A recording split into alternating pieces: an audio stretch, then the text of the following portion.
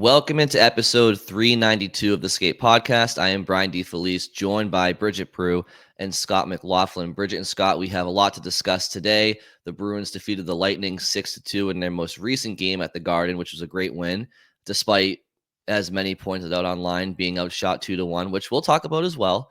But a strong effort from the Bruins for the majority of that game. We also have some comments to discuss. Bruins management and ownership spoke with the media, and there's some injury updates, and there's also a mailbag. So we're going to get to all your questions as well. So a chock full episode, but we'll get right into the opening shifts with Bridget and Scott. Yeah, I'll start because mine is kind of chronologically the first thing that happened, and then we can talk about, what it means for the team. But it was, Scott, was it Tuesday morning that all of this came down? So Tuesday morning before the game against Tampa Bay, we got an email from the Bruins with all these transactions that happened right before that game. And a few of them are IR related and a few of them were call-ups in response to that. So Hampus Lindholm was put on a long-term IR, but there actually has been positive signs with that, which we can get into with him skating. Charlie McAvoy placed on IR, and the update on him after was Wednesday's practice was that he's going to be out at least another game. So they're still kind of like waiting and having him rest up, whatever that is. Kastelik was put on IR. He skated in a non-contact jersey on Wednesday. And then the call-ups were Mike Callahan, the defenseman who used to play at Providence College, came up to replace McAvoy, I guess, in the depth chart. And then Vinny Lettieri and Matt Patra came back up. And Fabian Lysell was a paper transaction call-up, which, Scott, I saw on your Twitter, you were trying to, follow the math and, why this happened. But he never actually left the team. He just ended up being kind of like a healthy scratch in Providence. So he never was up in Boston. This was a cap space maneuver. Whether you think he should have been called up or not, that's not really what actually happened legitimately. And obviously we'll talk about what Patra did. I thought he looked good, assisted on the first goal. And we could talk about all sorts of different aspects of that, but just to get that housekeeping out of the way first, and then I think we're going to Scott now. Yeah, so those guys, actually all three of the call-ups jumped right into that game against the Lightning that the Bruins ended up winning. Callahan made his NHL debut, so that was a nice moment. But my biggest takeaway from the game was the number one star, which was Jeremy Swayman for the second game in a row. And Swayman has been playing really well. I think we're finally seeing him start to play like the goalie we all thought we were going to see all season. And most importantly, he's doing it with a true workhorse role. He has played 8 of their 10. Yeah, 8 of 10. No, 8 of the last 9. He's played 8 of the last 9 games, 8 of 10 total since Christmas. Because remember, Korpisalo got that first game coming back. But 4 straight starts.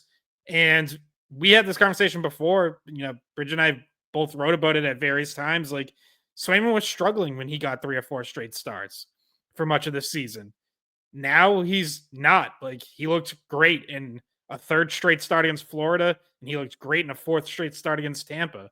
And that's a huge development. Like, if he is starting to find his stride and starting to thrive with a heavier workload, that's what this team needs. Like, I won't say their only chance, but one of their only hopes, one of the only ways that they make any noise in the spring is if Jeremy Swayman's playing like an elite goalie.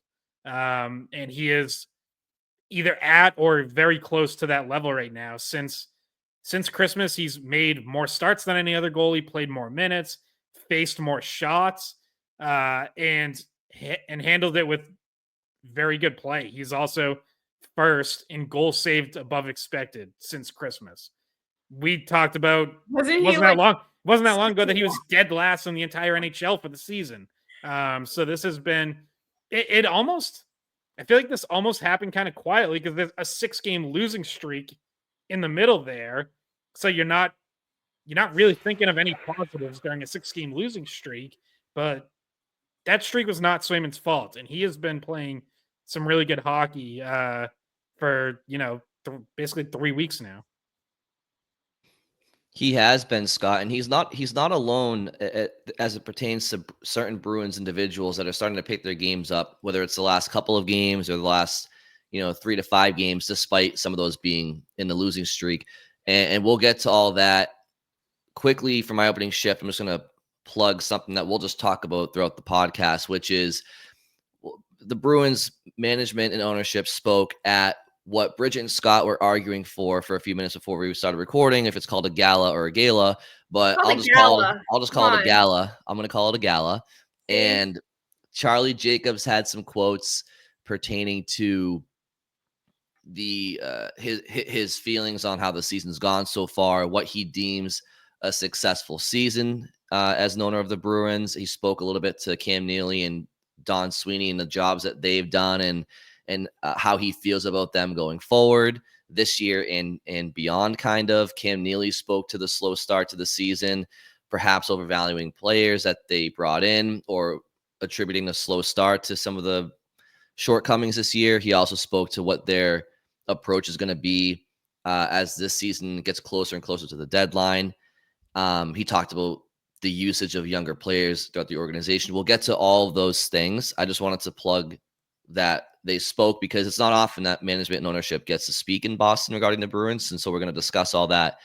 But first things first, Bridget and Scott, I do think we should talk about the game, because the game against Tampa Bay was a Bruins team, especially for the first 25 to 35 minutes, that was playing with a level of purpose and intensity that I don't think I've seen at all this year, to be quite frank with you guys. Yes, Swayman was strong, and I do think that Tampa Bay carried a lot of the play in the second half of the game, but a lot of that comes when the Bruins are already up 4-0. So I think there was an element of kind of letting off the gas pedal a little bit. But despite getting outshot by a 2-1 margin, the Bruins' intensity and purpose and physicality and edge was at a level that I just don't think we've seen this year. And so I said to myself, well, where's this team been? Like, where is this team been? Where's this intensity been? And they didn't do it for a full 60, but it was an encouraging thing to see as we get towards the last 35 plus games of the season here. They were galvanized by Rich Keefe's report, right? Hashtag thanks, Keefe. Yeah, no, but I mean, look, maybe that actually is part of it. Who knows? But more than that, like they know where they are. Like, they lost 6 in a row. They're firmly on the playoff bubble, and whether you want to go by actual points, which has them in, or points percentage where they're just barely out, like, regardless of what you want to use, they are firmly on the bubble. Like, this season can now go either way, where either they get it together and they're a playoff team and they show management that they're still worth investing in, or they keep sliding and the team gets broken up. Like, that's what happens. If a team that management expects to be a playoff team underperforms and slides out of a playoff spot, you sell, you retool, and that means guys out the door. So I think it, especially with the losing streak, I think that has kind of started to hit home recently, where it's like, again, like, are they playing the greatest hockey we've ever seen? No, but they got 2 huge wins over Florida and Tampa. And you're right, they played better against Tampa to build up a 4-0 lead before, maybe letting it slide a little too much and needing Swayman to step up, but nonetheless, eventually closing out the win. But yeah, like, at some point, urgency has to kick in, unless you're just like throwing in the towel and you're like, oh, well, not our year, whoever gets traded, which would obviously be extremely disappointing to see and would justify any selling off you wanted to do. I don't think they want that. Like, I think they genuinely for the most part, like this team and feel like they should be better than they've been. But like we're kind of at crunch time now where you have to show it, and if that's maybe kind of the kick in the butt that got them going and ratcheted up the intensity, then good. Obviously now they need to keep it up because they are not even close to being out of the woods. So the other teams around them are also playing well and getting some points right now. Yeah, and one of the things that Cam Neely said at the gala, not gala, Gala. gala. One of the things he said was that they're prepared for both options, a buying and a selling option at the deadline, and that's just the reality of where they are right now because they don't really know yet. I mean, it's kind of a time will tell situation, and this team hasn't been in that spot in a while. They had been obvious buyers at the last two deadlines.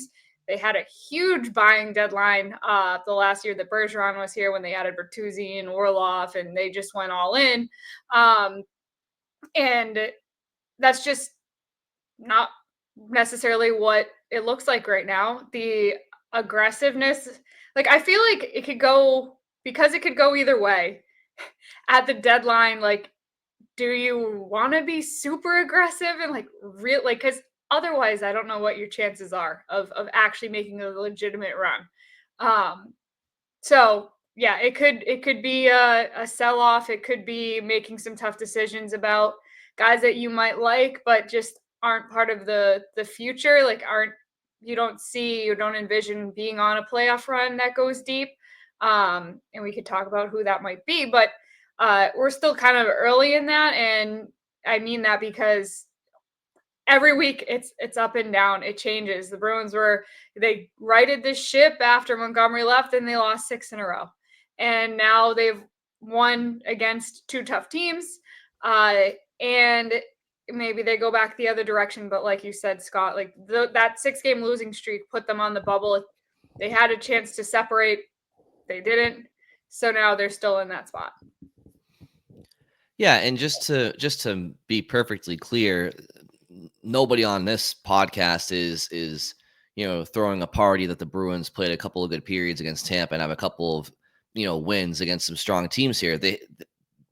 This team, if they've shown us anything this year, is that you can't rely on them to be consistent, and that's just based off of their play this year, and that's not really being negative. It's just the reality. So we need to see this a lot more consistently going forward before we can even give them credit that they're gonna continue to play this way. So no one's putting the cart before the horse here, but we will give them credit for how they did play and how they did, as I mentioned, despite getting outshot and outchanced. And look at a lot of those chances and shots. It comes after Boston's up 4-0 against Tampa, but the way they came out, they didn't let anybody near the crease after the whistle. Carlos, Zadorov, Callahan, I mean, all these guys that were in the lineup on defense. Even Lohrei was outside his comfort zone, trying to box out after whistles, and Frederick gets in the fight with Lilleberg on behalf of Kastlick's injury, and the whole team just galvanized, like they were playing physical, and that's great to see. I wonder if they had Neely mentioned that they're going to have some meetings coming up here internally about what how they're going to approach the deadline. And I don't know if that's with coaches and players or how frequently they talk to players, but it seems like there may have been a message of, if you guys like each other and you guys want to stay teammates and have a season here, you better turn things around. Because if you don't, then this locker room is going to be broken up. And we've talked about it, that we're going to have to see what happens here. We've said many times, give it until early February, see where the team is at, and the Bruins will have to decide if they're going to buy or sell. We just didn't know if they had the guts to actually sell. It seems like they probably will. I don't think Neely's going to allow Sweeney to not. That's kind of the vibe I was getting last night. So yeah, there was some non-committal answers from Neely. Bridget, when you mentioned, he says that we have two paths. It's like, okay, yeah. I mean, obviously, because they're on a bubble, so we'll see where they are in a month. But we just didn't know if they had the appetite or let me rephrase, we didn't know if they would actually follow through with selling if that was the path. And it sounds like whether it's Neely telling Sweeney to do so, if that is the path, that they probably will do it, which I didn't know until last night. Well, I won't know until you see it, actually. But yeah, I interpreted when Neely talked about meetings, I interpreted that more as front office meetings, like getting together with Sweeney, their scouting staff, like all that, and figuring out and basically mapping out these two paths that Neely talked about, which is like, okay, what and who are we targeting if we're gonna buy, if we're gonna add to this team? What assets are we willing to part with? Like that's the one planning that has to happen. And then the other is like, okay, if we are, and by the way, we should say Neely didn't use the word sell, he used retool. So we're talking about it as if those are the same things because ultimately they kind of are. But Neely obviously kind of, you know, sugarcoats it by using retool because that doesn't have the same negative connotations as sell. he did use the word sell at some point, though. I forget the context, but he did say like he said something like at this point in the season there are obvious sellers, and yeah, like, I mean, yeah, when he was talking about the rest of the league, yeah, he talked about like there's teams that already know if they're going to buy or sell. And that the Bruins got to figure out which one they are, and they won't know until a month from now, pretty much. That's what he was saying between the lines. Yeah, Well, and so like, and then the obvious other path is this retool sell path, and that's figuring out like, again, like who you're okay to trade away. Are you targeting picks, prospects, young NHL play? Like, what is the goal of that path? Is it, hey, we want to be right back next year, and so it's the goal is more short term, or are you okay looking at longer term asset? Like, do you value draft picks that might not pay off for 5 years, or do you want to find pieces that are gonna help you contend next year? Because any retool better be a short term one. Like that's what we kind of still don't know and won't until we see it in action. Yeah, and Brian, I know there was at least two other things that you wanted to talk about out of the gala, which were comments about younger players outscoring mistakes, and also the job security question, because basically the Jacobs said, at least about Neely, that his job is safe. They said it about both, but just we can give our thoughts on both of those things. Yeah. I don't know if he didn't. I don't think Charlie Jacobs used the word safe. I think he said like, I believe in them, which he has also said before. Charlie Jacobs also danced around the question when he was asked, would you have an appetite for a retool? Neely went first, brought that up, addressed it directly. Charlie Jacobs was more circumspect. He did not answer that directly. He just said, I have faith that they'll make the right decisions. I don't have the playbook for that. I have faith that they will make those decisions, though. So he's not, there was no like, yeah, it'd be okay if we have to take a step back this year. Which, like, kind of, it leaves me still wondering like where the Jacobs are on all this, because throughout their 50-year ownership, generally if you miss the playoffs, the general manager gets fired. Now some have been allowed a second chance, and then if they miss again, that's when it leads to a firing. So I wonder, like, it's one thing for Neely to say like, hey, we have to plan for the possibility of a retool. It's another for, it's another thing is like, are the Jacobs okay with that? I mean, they spent to the cap, they signed off on 2 big long-term contracts this past summer. Like, pretty sure they're expecting a playoff appearance. So I still wonder like if missing this year would necessitate at least some sort of change, because I imagine they would have to be pretty disappointed. Yeah, I mean, when he talked about Neely and Sweeney, he spoke to how long that Cam Neely has been involved with the Bruins. And when he talked about Neely, he started. I'm sorry. When he talked about Sweeney, he started. Charlie Jacobs started to mention how, let's go back to 2015 when Don's been here. We've been a perennial playoff team, and he stopped himself in his tracks because he could hear the criticism already coming his way, and he's already heard it in the past, which is the Jacobs just want playoff gate. So he with some spice in his tone said, and let me just be clear, we don't dictate success on making the Stanley Cup playoffs. We dictate success on winning the Stanley Cup, but you have to get there first. And Sweeney has gotten the Bruins to the playoffs. So you can read that as you will, because just getting to the playoffs, there is a difference between getting to the playoffs as a contender and not. But it to me, it seems like Charlie Jacobs is content with making the playoffs and then see what happens. And Don Sweeney has been the guy to do that for them.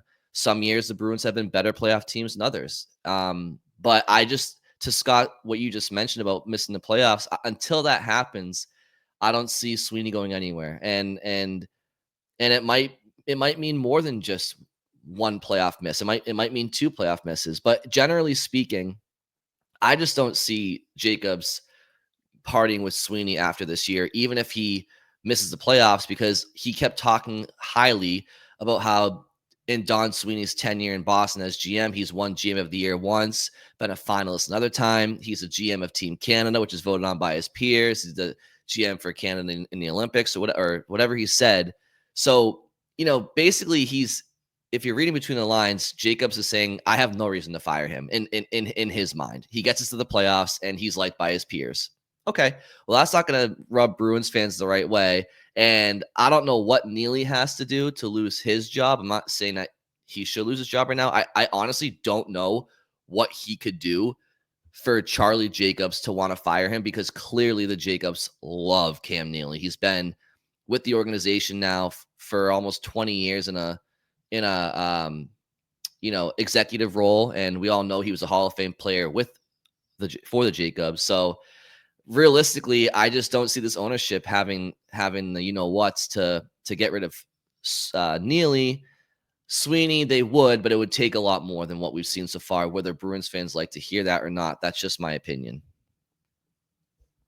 Yeah, and I think with Neely too, I also think he'll get a chance to pick another general manager. The last one he picked has lasted 10 years now, and they've made the playoffs, 8 straight. So he's gonna get I would think they're probably gonna give Neely, even if it becomes time for Sweeney to go, I think they're gonna give Neely, keep him on to pick the next guy. It's not like they're rifling through general managers every 3 years or something. So yeah, you're right. He did lay it on pretty thick with the praise of Sweeney and talking about all these accolades, and even said I talk to him often, and he's scouting. He's looking at a lot of players because he was also picking Team Canada's roster, so he knows the league. And he said every time I talk to him, he's looking at someone. He's shopping around. He's active. So it would be a little surprising if after all this high praise, they go for the retool route, miss the playoffs, and then they can Sweeney. But that also, I think they would also listen to whatever Neely's recommendation is on that. If Neely still believes in Sweeney and thinks he's the right guy to oversee a retool, then I think the Jacobs go along with it. If Neely has doubts and thinks, hey, someone else is going to be better when it comes to using these draft picks that we get, or finding, young talent or whatever, and decides it's time to move on, I think the Jakes would also be on board with that. I think they would just go with whatever Neely recommends, honestly. And we know, and I've brought this up before, we know Neely has had some doubts about Sweeney before. 2 years, or it was 2022. It was the 21-22 season. Neely let Sweeney go through the whole season without an extension. And they didn't sign the extension until it was either like the very end of the season or right after the season. So, he didn't say directly, like, yeah, I wondered if Don was the guy moving forward, but that's what the actions tell us. Like, the actions tell us that there was some doubt there. So I think you're right, Scott. I think Neely is their guy. I think the Jacobs will do whatever Neely says. I'm just, despite what you just mentioned about Neely allowing Sweeney to go through a year without the extension, I just think it's a lot harder to part with a really good friend as your GM as opposed to just some random guy that's in the industry that you don't have a prior relationship with. Like, there's no doubt that there's a friendship there between Neely and Sweeney. They played together. They've been in the organization for a long time together. They probably really like working together because they're that close. And I just think that I question, while yes, the Jacobs would do what Neely tells them or suggests, I just question whether or not Neely would actually even suggest moving on from Don until there is at least 1 or 2 years of missing the playoffs where Cam can sit there and say, hey, Donnie, look, buddy, I love you, but everybody's calling for your head. We missed playoffs twice in a row. I have to do something. You understand my position. And Sweeney will sit there and say, yep, I understand, Cam. That sucks, but I get it. Until something like that happens, I just don't see Neely even giving that green light to ownership. I just don't, because they're so amicable together. It would be like any one of us, like we're all friends, like they're friends. They like working together. I'm okay if we fire Scott. That's fine. Is it because I said gala? Is that it? Yeah, That's it's less because for us? gala, and yeah. No, that's one disagreement that we're not going to be able to get over. But but what I was going to Would you say that it's tougher for him to do that to a friend than some random colleague? Well, yeah, that's what I was gonna say. And then we can move on to something else. But I was gonna say, like, I feel like they've been in the trenches together, and they've had to handle those tough situations together. I feel like the Swayman negotiations was one of them where they were like on the same side. They felt like they were pit against Swayman's side, and like they were dug in together, and they've been dug in together on multiple different occasions, contract wise, like dealing with certain situations. Like, they're on the same side, so it's kind of hard to look over at the guy who you did it all with. And I'm sure there's an element of guilt to have to fire that person and your job is safe, because you're like, all right, we were kind of doing this together. So it's, there's blame that goes to both sides, because I feel like both guys are pretty heavily involved in decision making. And obviously they're friends too. But anything you want to move on to here? Because there were a few things from the actual game that I just wanted to like make sure we touched on before we get to the mailbag. And Brian, I think the other thing that was said at the gala ties into some of the stuff I'm going to say about the game too. Okay. So I'll just go there. And first of all, to just shout outs quick. Parker Weatherspoon got his first NHL goal, so awesome for him. That was his 76th career game. He finally got that. 10 years after getting drafted. 10 years. I mean, he's a defenseman. That's not really his role. You see how excited he was immediately, so it means a lot. So he gets that. That's awesome for him. He also turned out to be the smartest one in the video the Bruins posted about naming European countries. So 2 wins for Weatherspoon this week. And you said smartest. I would just add, like, the only one who knew anything about European geography. My favorite 2 parts were Geeky goes on and says, oh man, I just learned all the states. And he's like, oh, isn't he almost 30? He's like, I just learned all the states finally. And then Johnny Beecher, I can't even with the fact that they showed Finland and he said Ecuador. And Ecuador is almost it might be the most opposite country to Finland as you could pick. It is warm all year round. It is in Central America. It is not European country. I don't know. And nobody could get England except for Weatherspoon. I was like, I don't know. Castlick had like 4 whacks at it, didn't guess England. Anyway, go watch that video. You'll see what I'm saying. But Parker Witherspoon was the only one that was. They had the non-European guys answer the question, and I just laughed at the Ecuador thing. But anyway, congrats to Witherspoon, first NHL goal. And Peak also, he had that empty net goal, but that was his first goal as a Bruin, so that was good for him as well. Any other thoughts on the game? Because I know we want to talk about Patra and some of the younger players and some of the call-ups. So I guess I'll kick it off with this then. Patra assists on the first goal. It's a 2-on-1, handles that pass, gets it right over to Frederick. They beat Vasilevsky. I felt like he was a good dynamic on that line. And he was centering that line with Frederick and Coyle. So once again, it's kind of an all-center line. Well, talk about an immediate impact. And I think the first thing that comes across a lot of people's minds is the Bruins could have used this a little bit earlier than just now. And I'm not even here saying that Patra shouldn't have gone down to Providence when he did. I think he needed to go down. I think it was good for him. I don't know if he needed to be down as long as he was, especially with the Bruins' troubles at the NHL roster the last, well, call it all year, but let's just talk about the last month or so. So it was good to see Patra get right back in there. It looked like it gave the team life because the Bruins weren't really dictating play all that much. I talked about how they came out strong, with a lot of purpose and aggressiveness. I think up until that Patra goal, it was kind of a feeling out process, and Tampa did kind of have more of the better chances early on. Patra scores, and then a light just flips for the Bruins. Sets up the goal.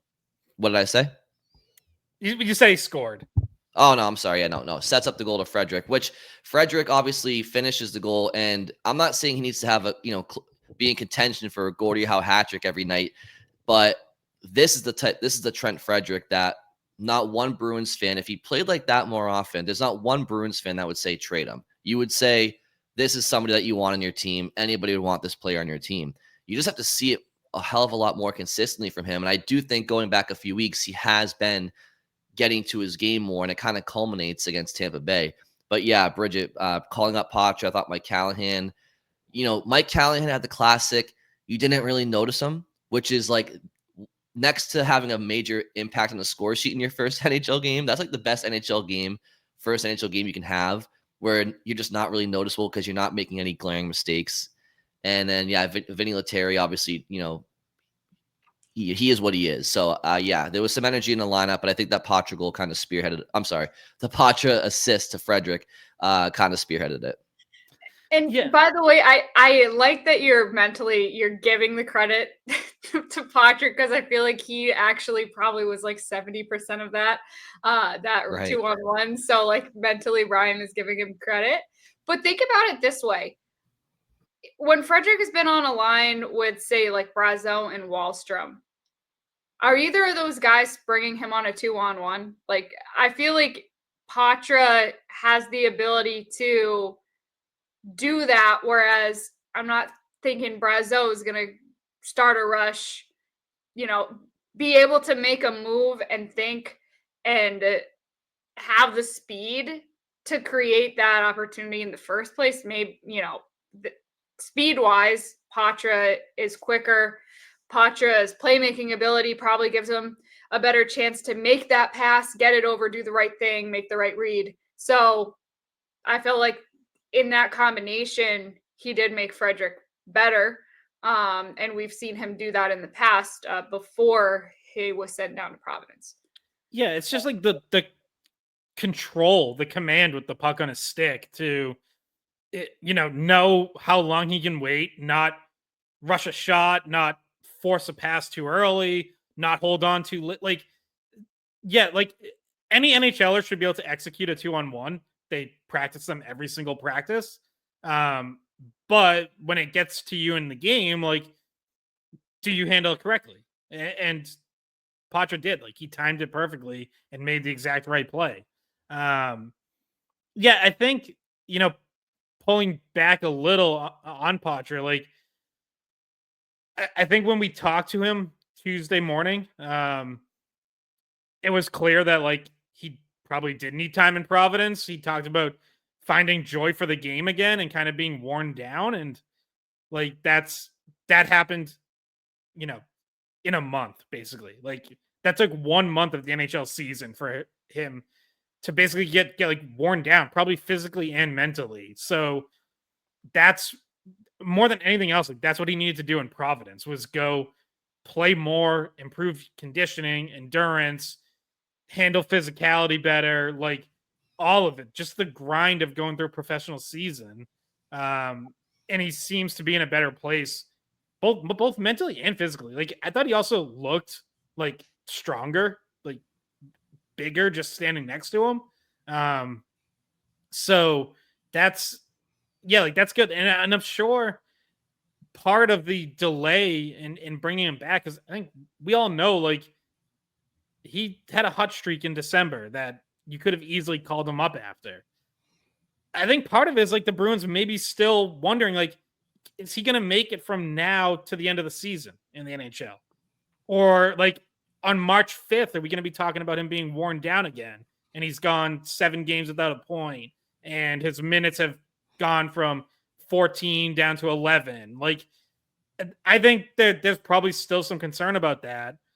Obviously, you're just not going to know until you get there, like until he does it. So, yeah, part of calling him up now is they needed bodies, they needed something. They had too many injuries, guys in and out. And Charlie Coyle was a game time decision too, so they thought he might be out.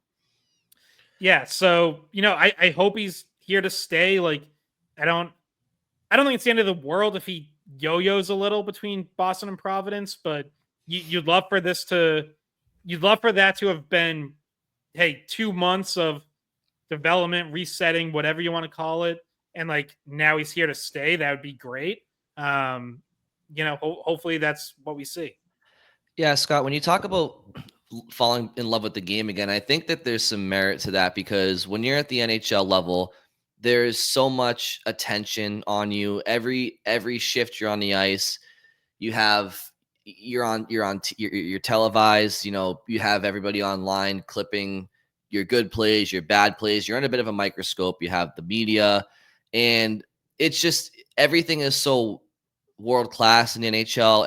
Every away game, you're on a private jet. You're staying in the best hotels. It can kind of seem like you're getting away from the roots of the game you played your whole life, right? Where you're in like regular ranks in small towns across the country or wherever you're from, and perhaps going back down to the minors and kind of getting more of that blue collar instead of what do they call it, white glove service? Is that what they call it?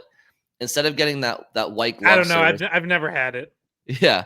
Instead of getting that white glove service in the NHL where, everybody's always wiping your ass for you, you kind of go down to the minors and it's more blue collar and you're on the bus with your teammates and you're getting some cannolis at Federal Hill, some Dave and Buster's at the Providence Place Mall. Bridget knows what I'm talking about. And you kind of fall back in love with the little intricacies. It's been a long time. Yeah. Yeah. No, you go there's a nice arcade bar, but he's actually not old enough to drink yet. So. But when you talk about the demands of the NHL schedule, Scott, can you maybe detail or enlighten listeners? Because the AHL has a very demanding schedule too. Obviously, I just mentioned it's more blue collar of a lifestyle, but the AHL, they're practicing just as much. They're probably not traveling across the country for away games, but they're taking buses. It's a demanding lifestyle as well that can wear you down too. No, and the play is just as physical. It is, but there's usually more practice time in the AHL because it's kind of closer to a college schedule where 90% of the games are weekends. Now, a lot of times it's all 3 days. It's Friday, Saturday, Sunday. And there are some weeknight games as well, but not as many. So you get a lot more, hey, like Tuesday, Wednesday, Thursday are full days on the ice. And that's, 3 days in a row that you can be working on specific parts of your game. Whereas the NHL, like, especially you get out on like an NHL road trip, you might go 2 weeks without a real practice. So that's 2 weeks without skill work, without me time, where it's just game morning skate, where your morning skate, you're probably just installing one or two things. Those are usually 15 minutes. That's not development time. That's get ready for the game that night time. So there is more. And I also think like the Providence staff has more time to work individually with guys, go over video, break down their individual game. Whereas like Joe Sacco has, he has a lot more to worry about than, okay, let me make sure I'm carving out time every week to sit down with Matt Poitras one-on-one. Like that might happen once every few weeks, but it's not all the time. So Bridget, now's probably a good time to bring up that Neely quote about the young players while we're still on Poitras. So at the gala, Scott, at the gala. Now I feel like we have three different pronunciations. That's a third way. Wait, did I not say it the way you said it? No, it's gala. You said gala. You said gala. Gala. What was Scott saying earlier? Gala? Yeah. We got gala, gala, and gala. Oh, there we go. I think it's a soft G. Jayla. Yeah.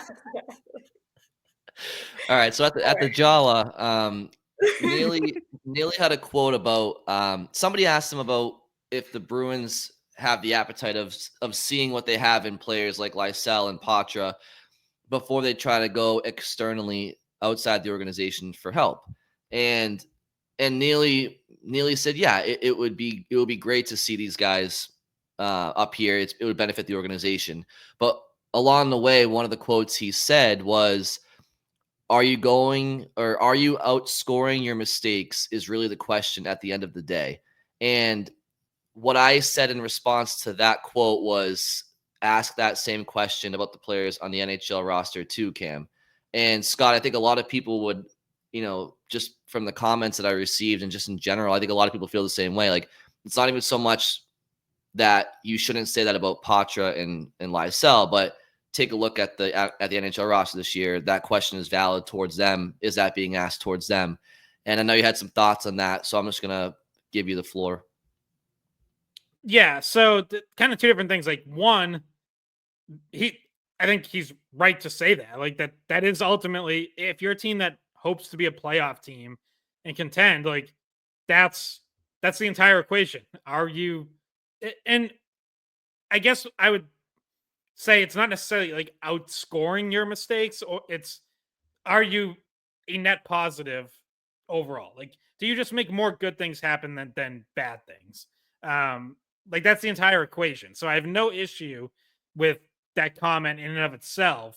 The second part is yeah, you're right to ask that about guys on the current team, because there have been guys who on the whole this year have not outscored their mistakes and have not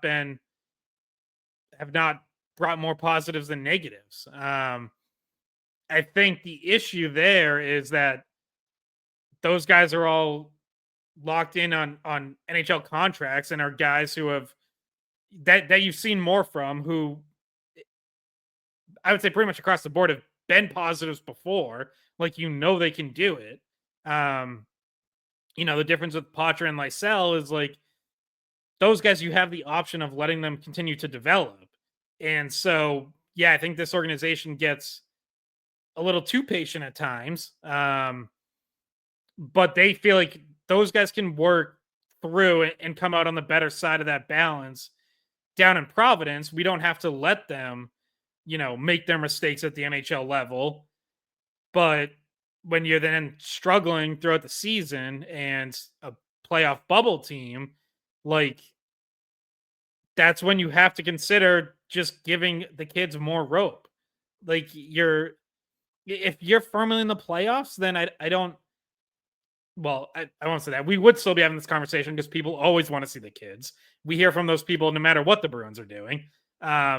But I would be fine sticking with your roster as is if you're firmly in the playoffs and saying like there's no harm in letting the guys continue to develop in Providence. But when you're struggling and you clearly need a spark and you've struggled all year to score, like at some point you need to give offensive minded players a chance, even if they're going to make mistakes. Yeah, I agree. And I think we kind of covered it previously when we talked about Lysell, Patra being better options than what they had in the bottom six at the time. I still think that, at least, from what we've seen, it kind of rings true. There wasn't enough scoring going on, and guys like that have the ability to do that.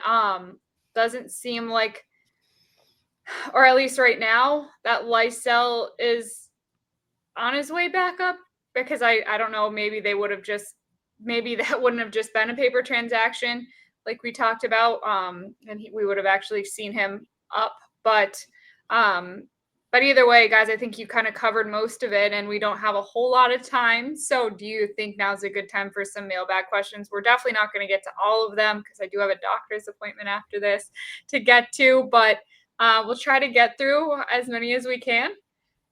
Sure. All right. Do you want me to read them, or?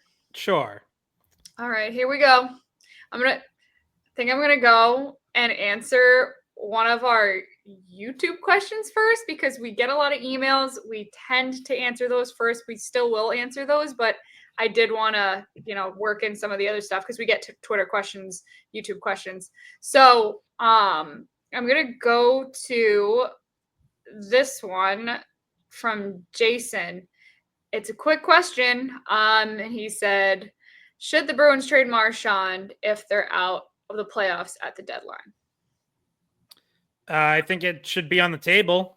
How I would approach this is, so Brad Marchand has an 8-team no trade list. So he could block a trade to 8 teams, which means in theory, the Bruins could trade him to 23 other trades without his permission. I would not do that. I would treat that as if he has a full no trade clause. And if he wants to go somewhere else or is okay going somewhere else because the Bruins are out of contention, or are not going to be a contender, and he wants a shot at winning another cup, I would work with them and try to find something. And because I think you'll get good value. I think Brad Marchand would immediately be the best or one of the best players available, and a lot of contenders would be drooling over the opportunity to get him. So you would definitely get something good. I imagine a first round pick is the starting point, and it goes up from there. But I would say if you talk to Marchand and he says, I don't want to go anywhere, I want to finish my career in Boston, and I want to, even if we are going through a little bit of a retool, I want to help us through that. I would not trade Brad Marchand without his permission. Maybe that makes me soft. Maybe I'm not ruthless enough to be an NHL general manager, but I just think that's, I kind of like believe in karma in like real life and in hockey. And I just think that is bad karma if you trade away your captain when he doesn't want to be traded. Mm-hmm. And not just your captain, but a franchise legend and a future Hall of Famer. Yeah, and it's not even karma. It's just like when you lose trust from one person, like it affects a wider range of like how you're viewed, how people view wanting to deal with you. Like, I don't know, just like the be nice to others, they'll be nice to you kind of classic saying. Like if you screw someone over, it is known. And there are people that are close to Marchand that will not be happy, and other players that will see it and take it as kind of like a red flag. Yeah, I mean, when I hear this question, like part of me wants to answer it what I think they should do, but then my mind just immediately goes to what's realistic. And I just don't see a world where even if they miss the playoffs this year, I don't see that. I don't see Jacobs and Neely and Sweeney. I don't see them wanting to part with this individual because he's an ambassador of their organization. Whether or not I agree with that or not is irrelevant, because if the Bruins miss the playoffs, then there's going to be fans out there that want them to just go into a mini rebuild. And in that situation, if the Bruins ever went into a mini rebuild, I would absolutely be in favor of optimizing the asset and getting everything you can for an aging player that, long term isn't going to be as productive as what you could get from it in return. But the Bruins will never go into a mini regroup. They've said it themselves. They will not do it. Okay, so put that off the table. If they miss the playoffs and they go into a retool this summer to reload up when you have more cap space to work with, if the Bruins plan on, even if they miss the playoffs, trying to be a contender next year, well, Brad Marchand, you still want in that equation as a top 6 forward. So the only way I would see them trading Marchand would be if they were open to a rebuild, which they are not. And so I don't think they will trade him. I just don't think it's realistic. Now, whether or not Brian and fantasy GM world would ever do it is irrelevant. I just don't see the Bruins ever doing it because they don't have the appetite to rebuild. Yeah, well, and I would say the other thing that has to be mentioned here is like they both sides, the front office and Marchand, need to be honest with each other about what they're looking for on the next contract. Like Marchand's a pending free agent. And so if they're so far apart that it's like, look, the writing's kind of on the wall that like you might have to go elsewhere this summer to get the deal you're looking for. Like, can we move you now if if there's a good chance you're going to move on after the season anyways, and then you're helping us out by we're getting an asset for you, like, because again, I don't know any of this to be a fact, but I'm like, just like maybe the Bruins are at a point where they're like, hey, we want to go year to year like we did with Char and Bergeron at the ends of their careers, and Marchand's like, I plan on playing another 5 years. I want a multi-year deal.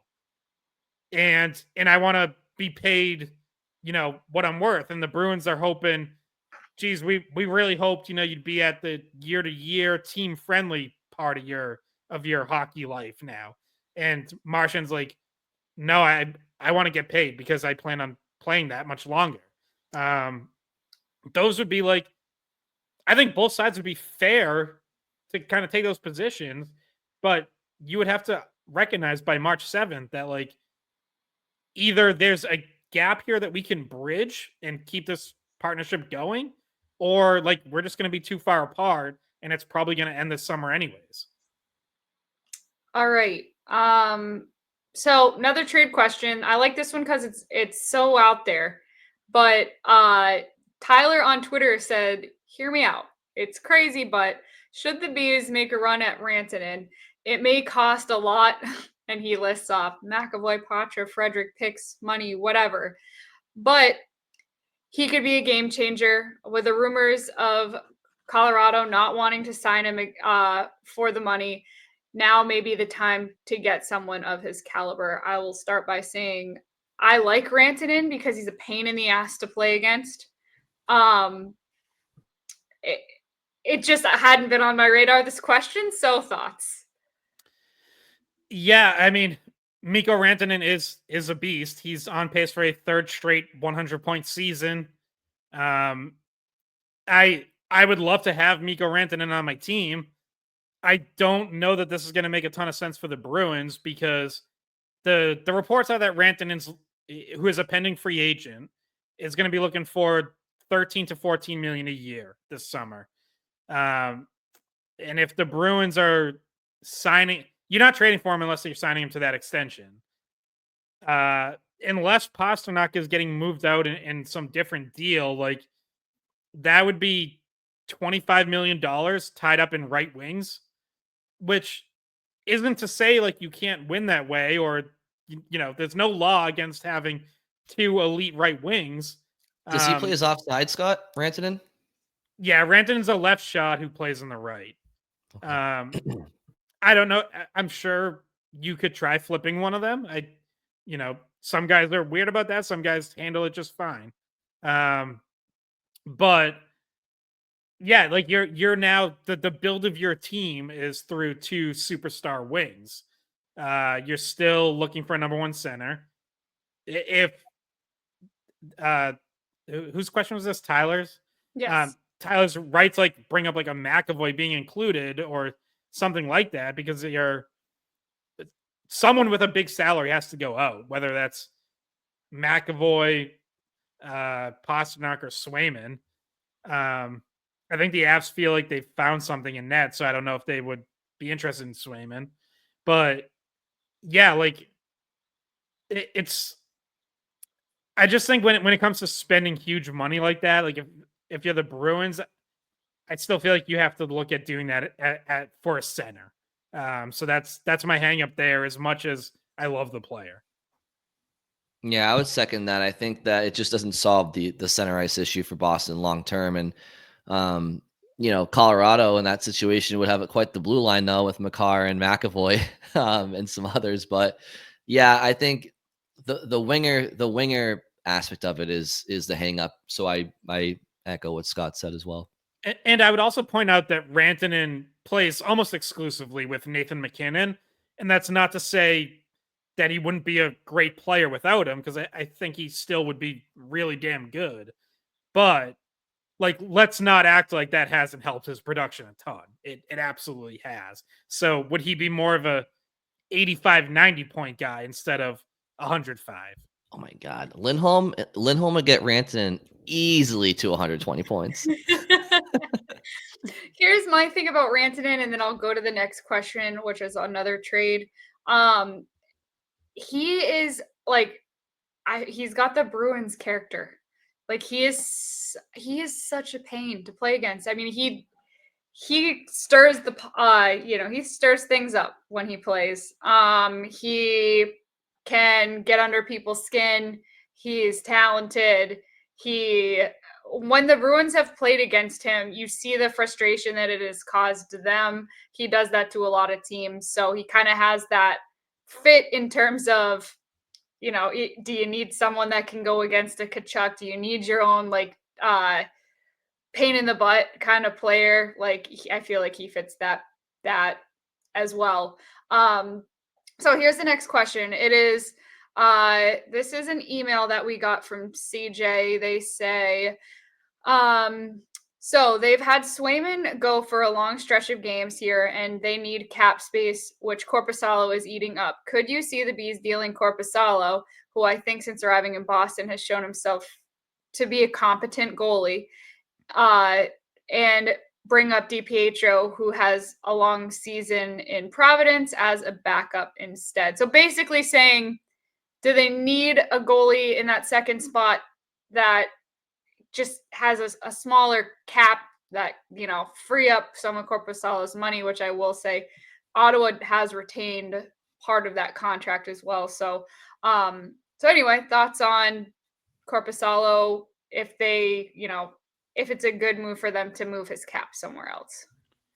I would certainly be open to it. That allows you to use that money towards another part of the roster, ideally a scorer or a center. Yeah, I don't know how much interest there would be. There are usually teams looking for just competent, like, backup goalies.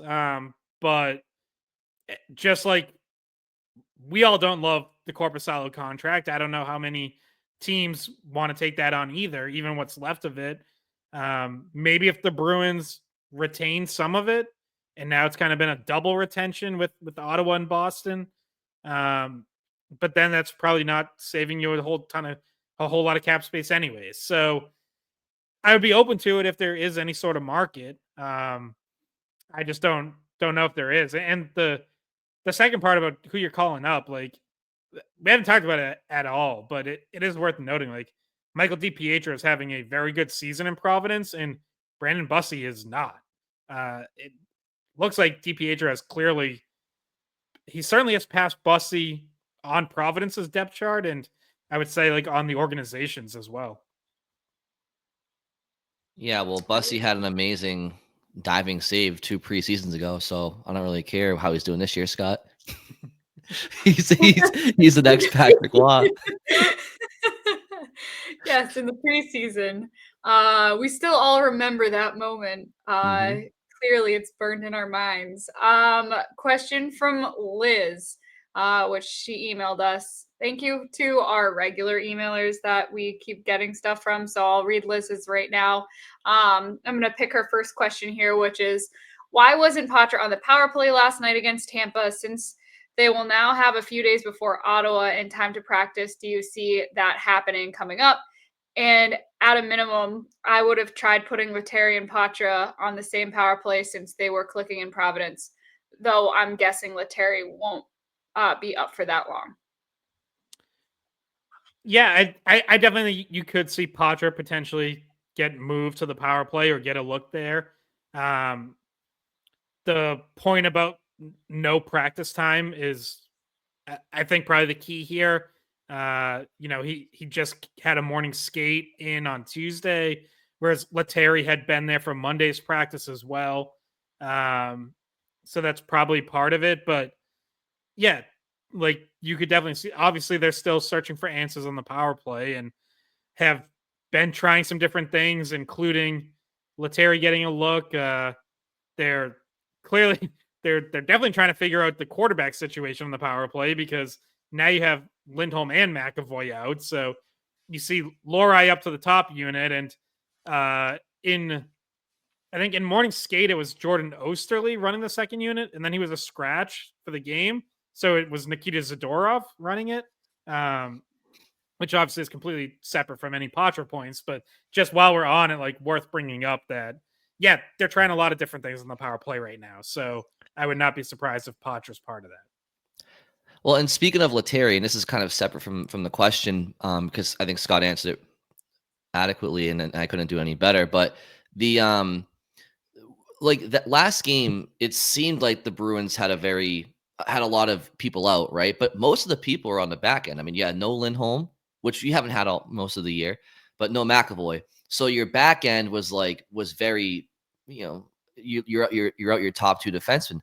But up front, it really, because Charlie Coyle played, and it was rumored that he would be out of the lineup, so he played. So Mark Kastelik was the only forward that wasn't available, to my knowledge. Oliver Wahlstrom was a scratch. So watching that game with Letary on that line with Marchand and Lindholm, when you don't really have many forward injuries and Letary's in your second line for any reason at all, it appeared to me that there was an obvious spot there to give somebody like Lysell a couple of games. Like, it's not like the Bruins were down a bunch of guys. Like, that's their forward group minus Kastelik. Patra got called up. They put Coyle down, and I think that look was great. I thought Coyle, Patra, and Frederick was great with Patra centering. So to me, we've been talking about it even before the season, but right now, there's an obvious opening, because I don't think anybody, with all due respect to Vinny Letary, I don't think anybody in the Bruins organization has plans for him to play with Marchand and Lindholm for an extended period of time. All right, give Lysell a look, or somebody with more promise. I think there's not, because the obvious answer is put Coyle back up with them, but Coyle looked great with Patra and Frederick, and Coyle didn't look that great with Lindholm and Marchand. They just weren't really clicking. So I'm curious to see if something happens here. Yeah, 100%. I'm totally with you. Like, I don't mind bringing Letary up over Lysell if we're talking about bottom six role, 12th, 13th forward, in and out of the lineup a little. Like, that makes way more sense for a guy who's been around, is what he is, instead of a kid. But yeah, like, if you're using him on the second line, it should be Lysell getting that look. And like, Sacco still kind of is, I think he still envisions like the Lindholm Marchand line as, a matchup line, and they're getting tough assignments, defensive shifts, all that. But it's like, you're not required to use it that way. Like, you if you put Lysell there, you can just give them more offensive shifts. And hey, by the way, maybe that helps Elias Lindholm get going. Like, that's that's not the worst idea in the world. There is an Elias Lindholm question, which I'm going to get to next, but I'm going to do the second part of Liz's question because I think it makes sense to what we're talking about. It says, I don't understand why they will not waive Wahlstrom and why this guy keeps getting endless games and chances. Merkulov should be in the lineup over Wahlstrom. I don't care about a feel-good story. I care about the production and feel like Merkulov would give you more, but we'll never know because Sweeney won't bring him up. RFA or not, I fully expect Merkulov on a different team next year. Do you agree? Well, and Scott, I want you to go first, but I will just say it was interesting to see that Wahlstrom was the healthy scratch against the Lightning because he did have the goal against the Panthers. Right, like only one of the biggest goals of the season. Like, yeah, I found that interesting, but Sacco made the call. But it's funny that Liz brings up Wahlstrom not being around, and I'm not even saying I would bat an eyelash if they did waive him, but like the timing was interesting because I thought the Panthers tie the game first minute and a half of the third period, and then it's the Wahlstrom Brazo Frederick line that gets in hard on the forecheck, and Wahlstrom gives them the go ahead goal. So if there was ever a time to give him another game, it would have been, I think, the Tampa game. But anyway, that's just my thoughts on Wahlstrom. Yeah, and like maybe, I mean, for all we know, like maybe he was dealing with something too. I don't think Coyle's the only one in that room who has dealt with an illness recently. Mm-hmm. I think there's kind of been something going around. So, who like maybe that we don't know, but maybe that's part of it. I need to stay healthy until after Tuesday. I've been just trying to hang on until I do the Beanpot broadcast to not lose my voice and not get sick. Yeah, I mean, on Wahlstrom, like, I get why the Bruins brought him in, and I think he's had some good games. Like, I think you see effort from him, and he's had chances. It was good to finally see him bury one. Like, he's had some other really good chances that he hasn't buried, and that's where you kind of are like, man, that's kind of like the one thing he's here for. And if he's not going to bury some looks, yeah, I feel like that's kind of on a razor's edge right now, where it's like, I think they see something and they want to see if they can get a little more, but at some point, like you might run out of time. Being a healthy scratch, if he was healthy, is pretty telling when you have so many other guys in and out. So yeah, I kind of wonder like how much longer we're gonna see Wahlstrom. To me, it's not the end of the world if it's like a few more games and you're trying to give this like a fair shake and see if he can help you. Because I think you've seen it in little spurts, but yeah, I also don't think like we've seen enough to be like, oh yeah, he can definitely help them the rest of the year. He's kind of like right on that edge to me where it's like there's enough where it's not like, oh, that's an easy cut, but there's not enough to be like he definitely needs to stick around. Yep. And then like I guess the question too is like at the expense of Merkulov, like would you rather see him develop more and not feel like he wants to get traded somewhere else or wants to leave? I guess was probably part of that question. I like Merkulov. I want him to be a success story. I just haven't seen I haven't seen him be able to translate his game to the NHL level when it comes to the speed of play. I think he could do a lot of things in the minors that he can't do at the NHL level, at least so far. Not saying he can't get up to speed and can't get that with more reps. I mean, just like we're talking about Poitras and Lysell, I mean, maybe give Merkulov, at some point in his, if he's going to be in the Bruins organization, give him 15 games in a row at some point to really show you. It's been tough for him to come up and down just over the course of a couple of years, but I haven't seen him make plays enough at the NHL level to really think that they'd be missing too much if he were to go somewhere else or whatever. But I could be wrong, and he could just need some more opportunity. Yeah, they're also like they're a little different style of players too. Whereas like if you're gonna bring up Merkulov over Wahlstrom, you better be sure that he's gonna produce more. And to your point, Brian, like I don't know how you could really be confident that he would. He's small too. Wahlstrom, he's small out there. That's what I was gonna say next. Is like Wahlstrom has size, and we've seen him use it at times. Not that I don't think you'd ever describe Wahlstrom as a power forward. Like he's not that, but we have seen him like win some battles, throw some hits, get in front of the net, and I wonder like if you're getting any of that from Merkulov. I don't have a lot of time, so we're going to end on this one. So this is an email from Duncan. He says, "Dear Skate Pod crew, I know that Elias Lindholm has been underperforming and that has been a storyline all year. I feel like people are upset with the lack of production, but I also feel like we need to recognize the human aspect of the game. He's moved transcontinentally 3 times. in the last calendar year, Calgary to Vancouver to Boston, and also just had a kid to start the season and got married. I'll just add that in. To me, it seems totally reasonable for someone to go through an adjustment period with so much going on in his personal life, regardless of his profession. While I'm not saying this is an excuse for his performance, do you all feel as though that aspect has affected his play? I feel like it hasn't been talked about enough. We expect these guys to be robots at times, and it doesn't feel like that's a fair expectation. Yeah, I think we actually did mention this a few months ago. Like, there's absolutely a human element to not only Elias Lindholm, but all of these individuals, and there's no doubt about it. I mean, but this goes across every profession and every industry. Like, you never know what somebody's going through. Somebody can be going through the loss of a loved one.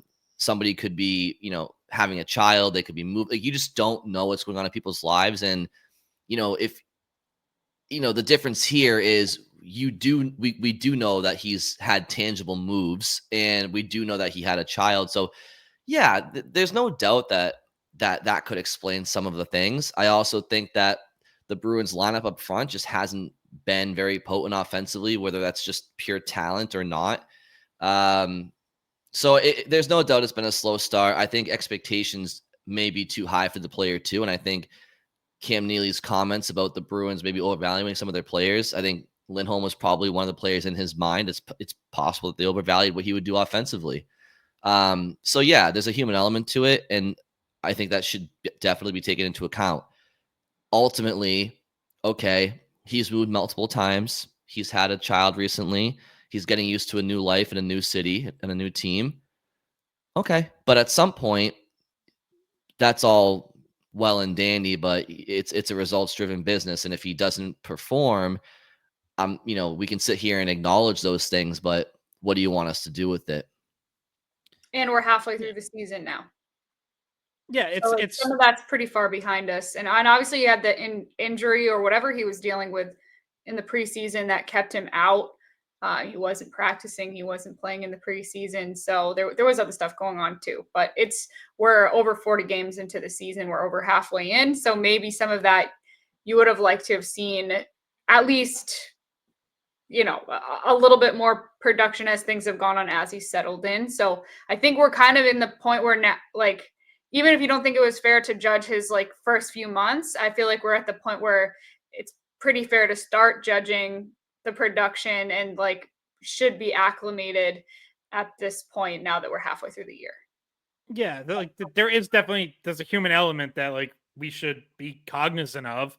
But I'd also just point out that that's the business. That this is the job that these guys sign up for, and they get paid a lot of money for it. So yeah, it can be tough. You're on the road a lot. It is demanding.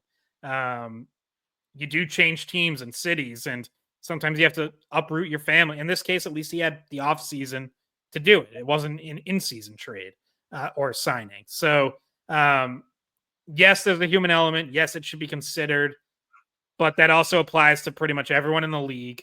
And again, this is their profession, this is their job, and so navigating those things and still producing is what you're getting paid to do. So I also don't want to go too far the other way where we, just completely let them off the hook either. Mm-hmm. All right, well, that's all I have time for, guys. I have to go. Busy week for me. If you want to watch Nesson this weekend, you'll see me. I'm doing the BU men's game on Friday, Bean Pot Tuesday. Yeah, just really, really busy. Got a lot of coaches calls. Have a doctor's appointment right now, so got to run. All right. Yeah, I just want to say, go ahead, Scott. I was gonna say, we do still have a bunch of questions, obviously, that we don't have time to get to. Maybe we'll sprinkle some in next week at some point too. So, and as we've said before, you can always, send us questions anytime. We're happy to even if it's one or two at the end of an episode, or we've done some mini mailbags. We're always looking to mix them in. So, if we didn't answer your question, we apologize, but maybe we'll get to it next week, or as I said, feel free to send us stuff at any time. Yeah, that's exactly what I was going to say. I was going to say thank you to everybody who did submit your questions. And as Scott just said, like, we will try to get to those as long as they're still applicable next week. So thank you all very much for listening, and we will talk to you soon. Hey guys, thanks for watching this Skate Podcast. If you want to see more of our videos, visit our playlist. Not in front of a screen? You can listen to us on Spotify, Apple Podcasts, or wherever you get your podcasts. Don't forget to follow us on social media. And if you enjoyed this video, please don't forget to give us a thumbs up, subscribe to our channel, and leave a comment.